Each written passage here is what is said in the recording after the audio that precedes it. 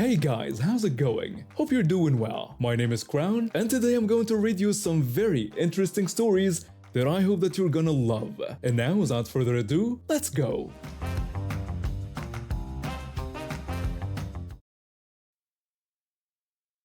It all started because my cousin, who can be a bit clumsy, spilled his raspberry drink all over my pants during lunch. These weren't just any pants, they were my favorite pair, and the stain was definitely not coming out.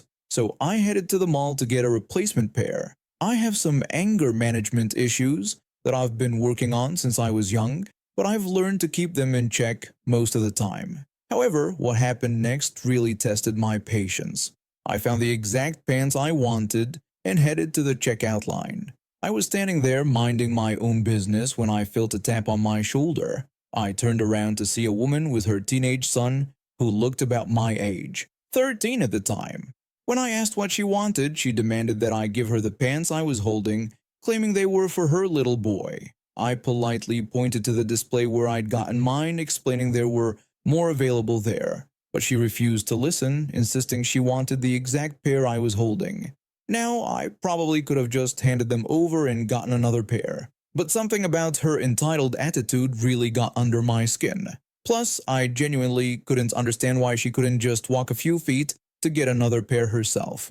I tried again to explain that there were identical pants just a few feet away, but she just got angrier, practically shouting that she wanted my pair. When I asked why she was acting so childish, she became even more enraged. I attempted to explain once more about the other pants, but she cut me off mid-sentence, screaming about how I had insulted her and how I needed to respect my elders. In response, I suggested that if she wanted to be treated like an elder, she should stop acting like a toddler. By this point, we'd drawn quite a crowd. Someone must have called security because 3 guards showed up. They were all pretty built guys, and I thought finally this would be over. But then things got even crazier. The woman immediately started lying to the guards, accusing me of trying to hurt her son. I stood there in shock, unable to believe what I was hearing as I denied her accusations. The guards were listening to her wild story when something unexpected happened. Her son, who had been quiet this whole time, spoke up and defended me, telling everyone that I hadn't done anything wrong. It felt like we were in some kind of arena, with everyone gathered around watching. The guards, being professional, announced they would check the security cameras to get to the bottom of things. That's when everything went completely off the rails. The woman's face changed. I could see the panic setting in. Without warning, she kicked one of the guards hard. She started swinging her shopping bags at the other guards, and before I knew what was happening, one of them pulled out their taser. The cracking sound of the taser firing made everyone jump. The woman went down immediately and the guards quickly had her in handcuffs. When they led her out of the store, her son followed behind them crying. I felt terrible for him. He seemed like a nice kid who was probably used to dealing with his mother's behavior. I ended up getting my pants after all that chaos died down. The store manager even gave me a discount for my trouble, though I hadn't asked for one. I'll never forget the look on that woman's face when the guard mentioned checking the cameras. It was like watching someone realize they'd just dug their own grave. The whole thing probably lasted less than 15 minutes, but it felt like hours. I later heard from one of the store employees that she was banned from the mall and faced charges for assaulting the security guards, all over a pair of pants that were literally still available on the rack. I've always struggled with sensory overload and social interactions due to my autism. After years of being on waiting lists and going through evaluations, I finally got approved for a service dog through our national program. That's how I met Knox, my beautiful 1-year-old service dog who has changed my life completely. She helps me navigate crowded places and alerts me when I'm getting overwhelmed, which used to be a major issue for me. A few weeks ago, I decided to work on some training exercises with Knox at our local shopping center.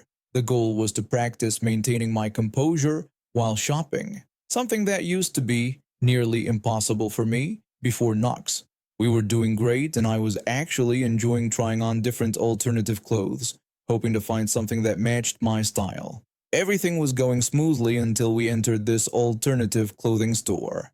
I was browsing through some shirts when I felt someone tap my shoulder. I turned around to see a middle-aged woman looking at me with clear disapproval.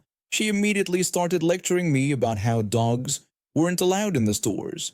When I expressed confusion, she got more aggressive, demanding if I had even heard her and insisting that I needed to leave. I tried pointing to Knox's vest, which clearly displayed her certification label and program name, attempting to explain that she was a service dog. But before I could finish my sentence, the woman cut me off.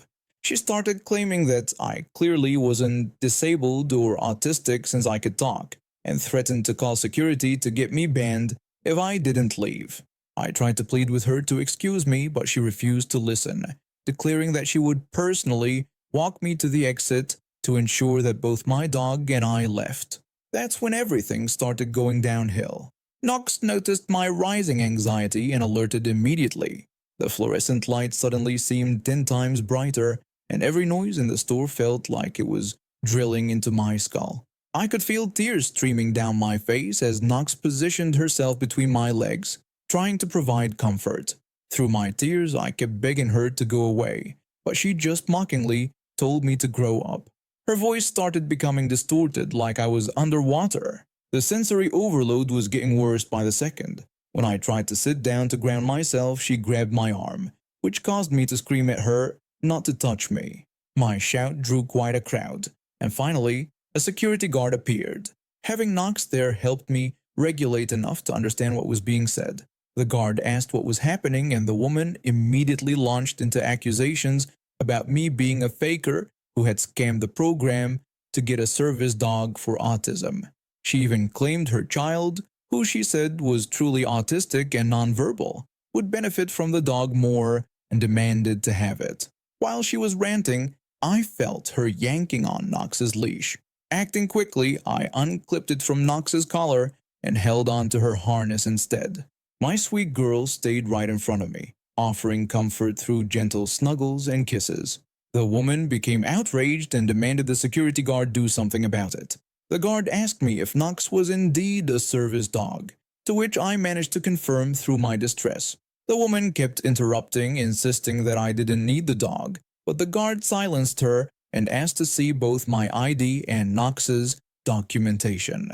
With shaking hands, I managed to pull out all our documentation. In our country, service dogs are provided through official programs after extensive evaluation. They're trained by professional trainers and given free of charge to those who qualify. You can't train your own service dog here. Everything goes through proper channels with medical teams and therapists involved. The security guard carefully checked our papers before handing them back and telling me I was free to go. The woman became even more agitated, protesting that it wasn't fair and repeating that her child needed the dog more than an adult did. When the guard ordered her to return my leash and leave, she refused, claiming the leash belonged to her service dog that I was supposedly holding. The guard had to warn her that if she didn't return the leash, they would call the police and charge her with theft. Instead of complying, she tried to run away with my leash.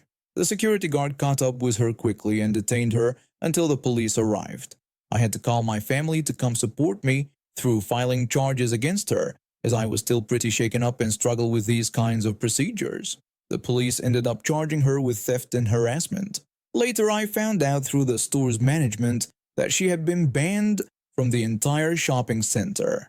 Apparently, she had a history of harassing people with service dogs, claiming her child needed them more. The shopping center's security implemented a special protocol after this incident to better protect service dog handlers from harassment. I'm a high school student, and like many others, I was doing my back-to-school shopping with my dad at Walmart. We're a pretty average family. Not rich, not poor, just getting by like everyone else. I'd saved up some money from my summer job at the local movie theater to buy myself some decent headphones. Nothing too fancy, but good enough to help me focus while studying. That one day, we were actually making a return trip because the backpack we'd bought earlier turned out to be defective. The zipper was completely broken, making it useless for carrying my textbooks and laptop. So there we were, heading to customer service and that's when everything went sideways. When we approached the customer service desk, we immediately noticed this woman causing an absolute scene. She was screaming at the poor employees behind the counter about some headphones being out of stock. She was yelling about how she'd driven 2 hours to get these headphones, emphasizing the 2 hours part repeatedly, and demanding to know why they didn't have them in stock. The customer service employee tried to apologize and explain that the particular model was out of stock, offering to order them instead, but the woman wasn't having any of it. She kept screaming about how she needed them right now and that her son needed them for school. I looked over at her son, who looked about my age and was absolutely mortified, trying to make himself as small as possible. I felt bad for him, so I put on my own headphones and started watching YouTube videos to distract myself while we waited our turn. My dad, being the wise man he is, had seen enough of these situations to know this wasn't going to end well. He whispered to me that we should probably step back a bit, but before we could move, the woman grabbed one of those "line starts here" signs and hurled it at the customer service counter. That's when my dad decided we should definitely leave, and we turned to walk away. Big mistake. Turning our backs on her made us targets. I felt a sharp tug on my head as she yanked my headphones off, taking my phone with them as they were connected. The phone clattered to the floor, and before anyone could react, she snatched it up. My dad stood there in shock for a moment, but the Walmart employees sprang into action. 2 men and a woman from customer service immediately took off after her. My dad joined the chase, and I could hear the commotion echoing through the store.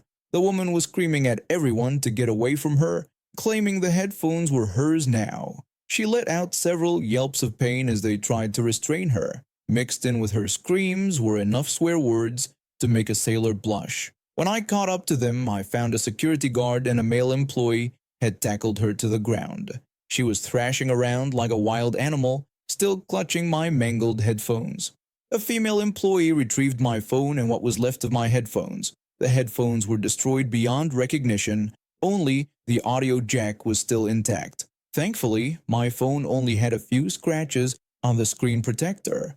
The woman was still screaming now about how they couldn't do this to her and that she needed those headphones, trying to justify herself by shouting about her son's perfect grades.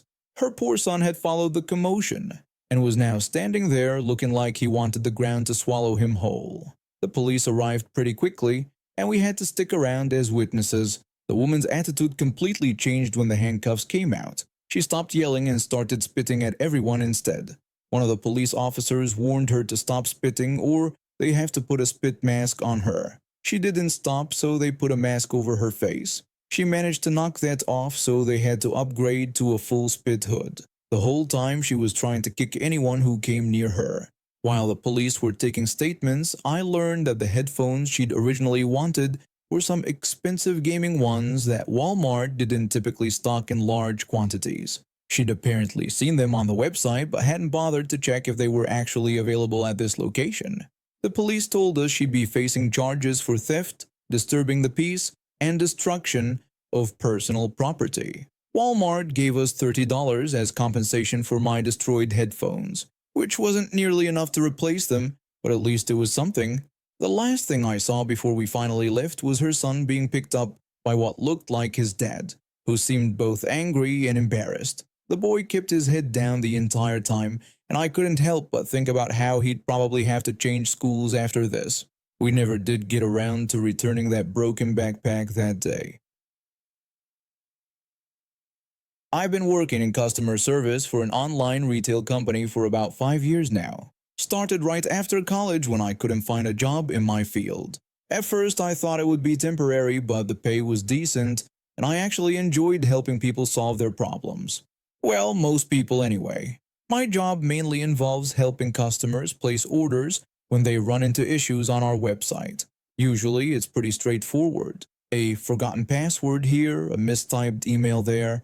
But sometimes you get those customers who make you question your life choices.